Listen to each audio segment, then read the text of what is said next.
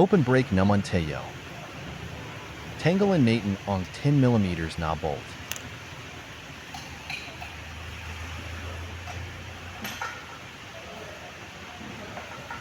Natanggal na natin ang plate. Kailangan Kailangan nating nating popokin pakpakin para. para matanggal na ang matigas na lock.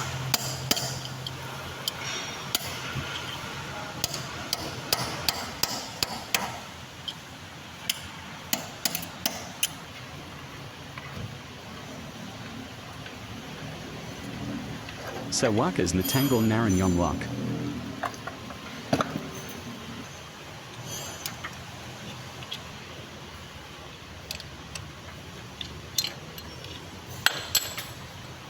Gamitin natin yung tora-tora.